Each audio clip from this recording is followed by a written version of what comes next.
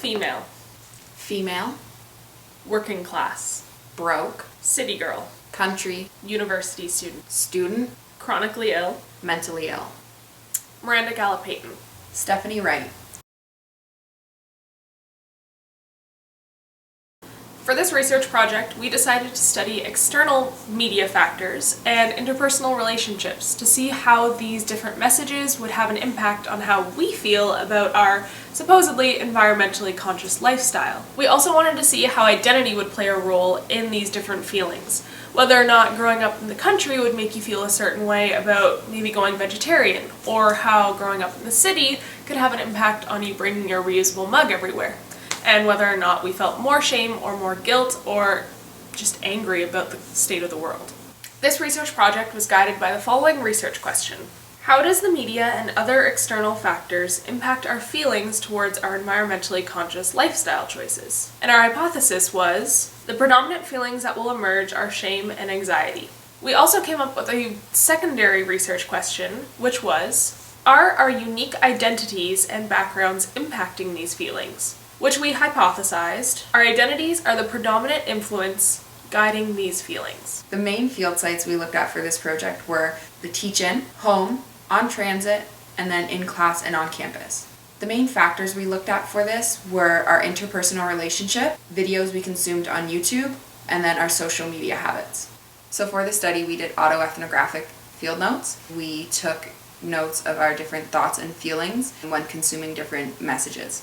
We took these by hand and then later transposed them into a Word document so that it was easier for us to code, as well as that we could edit out some personal information. So for our coding, we focused on 5 main factors: anger, which included annoyance and frustration; anxiety, which included nervousness, sadness, or being shameful. We also coded one note as hopefulness. We had conflictedness, which also included being uncomfortable. And then our last and main point was identity. So why we coded these the way we did is because we felt that these were the most prevalent and reflective of the notes and what we were seeing in them.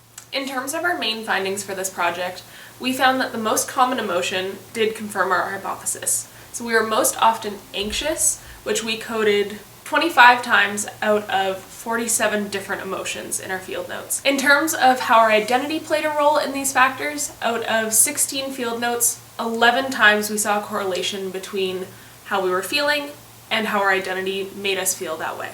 Our more qualitative findings for this project were based mainly off of our identities. While looking more into these identifying factors, both of us found that our financial situation and social class were a huge drive in our feelings towards the environmentally friendly lifestyles. We both coded our bodies and health status as an identifier, but for different reasons. And I found that growing up in the country made a huge impact on how I received these messages, as well as how I felt about these environmentally friendly diets. For myself, I found that gender as an identifying feature played a huge role in how I was interpreting these messages about being more eco-friendly, because I felt as if, as a woman, I carried more weight and responsibility in being environmentally conscious than other genders. In terms of the bigger picture and the implications of this project, we really hope that this starts a conversation about realizing the webs that you're stuck in as an individual in the time of climate crisis.